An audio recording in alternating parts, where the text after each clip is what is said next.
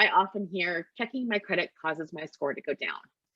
That's not true. You can check your own credit using TransUnion, Equifax, Experian, MyFICO, annualcreditreport.com, Credit Karma. All of those you can use to check your credit score, and that doesn't cause your score to go down at all.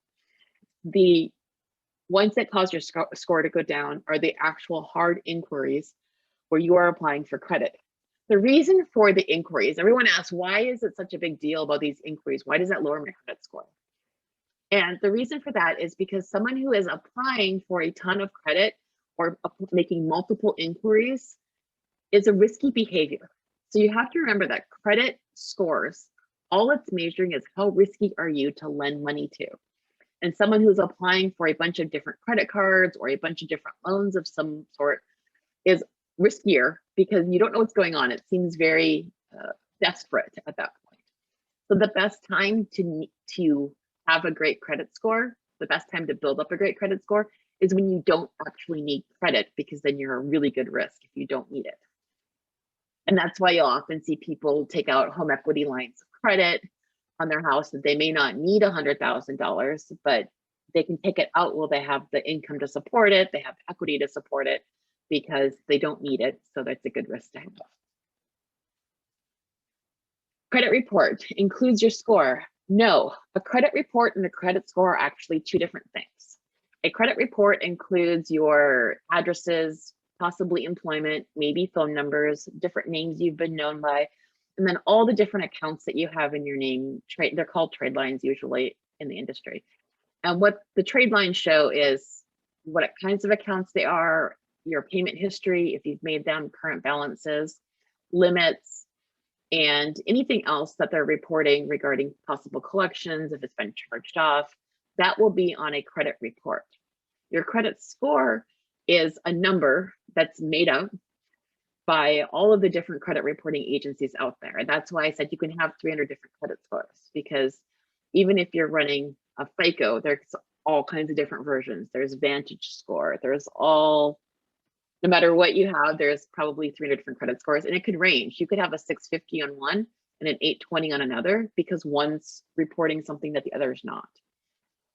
Generally speaking, if you're running a mortgage credit report, it'll be on the lower side, because mortgage is usually a higher debt, so it's a higher risk lending. And they're using what are called overlays. They're checking to see what else you have out there. Public records, liens, all kinds of different things that they'll check for on mortgage, because they want to make sure if they lend you $500,000 or $1 million in California, that you actually have a good payment history and can pay it back. So your score is totally different, and it can vary very widely.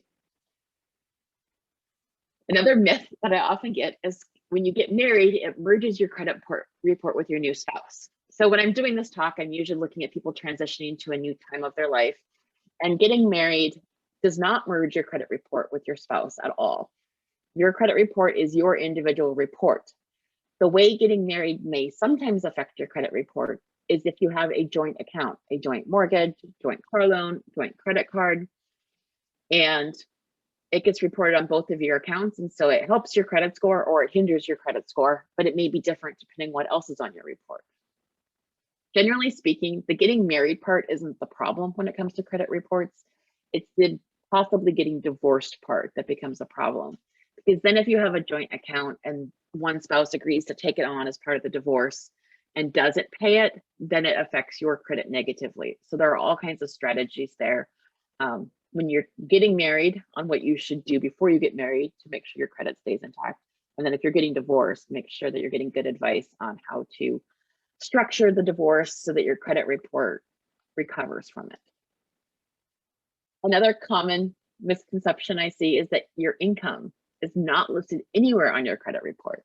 A lot of people think, oh, I have good income, I make 6 figures, I should have a great credit score. Your credit score and your credit report have nothing to do with your income. I have clients who make $1 million a month and have bad credit scores. And it's all due to the things that go into credit scores are payment history, how you're using credit, and the types of credit that you're using. Nothing to do with income. Having high income can make it easier to make those payments, but you have to still make the payments. So one of the myths out there is about closing accounts, and this goes back to the length of credit history. It is not a good idea, generally speaking, to close accounts. If you close your account, you have to look to see what that does to your length of credit history. And I'm going to use an example because it gets a little esoteric. So let's say I have a credit card that's 10 years old and I have a credit card that's 2 years old. So my average length of credit history between the two is in the middle there, 6-ish, let's just for ease of use. So my average length of credit history is 6 years if I take those two cards. So it's building up, but it's not as good as having just a 10-year card, but better than having the 2-year. If I go close that card that's 10 years old, then my length of credit history is now only 2 years, and that can have a significant impact on your credit score. So if you close your account, you want to make sure if you close an account that it's one that you don't really need for your length of credit history, that it's not necessarily one that's your longest one. I always try to keep my longest one active occasionally. And you want to make sure that your debt to credit ratio, so even though you close an account, you want to make sure that you have some credit limit available somewhere else, because having zero credit limit available can impact your score if you don't have active credit lines. I always joke that credit scores and wine both get better with time. Keep your accounts open and your wine closed, and then open the wine when you need to celebrate. Again, long history on credit is a good thing. It's also why lenders will tell you do not close a credit line when you are in the middle of financing, refinancing, or doing a mortgage, because I have seen that blow up a refi or a mortgage because of the differences in credit scores. One of the questions that came in was, what about when you refi and it closes to go with a new bank? So on a refinance, when you're doing a mortgage, you don't really have control over that. That's okay to refi and go to a new bank. It's just a new line of credit. Most of the time, it may drop your score a little bit, but hopefully by then your refi is closed and you're on to the new account and building up history again. The length of credit doesn't matter as much there. Also, I've seen some where people will pay off their cars and think, oh, this is going to improve my credit score, and it actually drops their credit score for a little bit because they don't have any active credit line or they've closed one of their older accounts. So when we're talking about closing accounts, we're generally talking about credit cards. Those are the ones that you can control. Paying off a loan, credit card, student loan, paying off a mortgage, it's going to impact your score a little bit, but mostly we're talking about credit cards. And occasionally you don't have an option not to close something.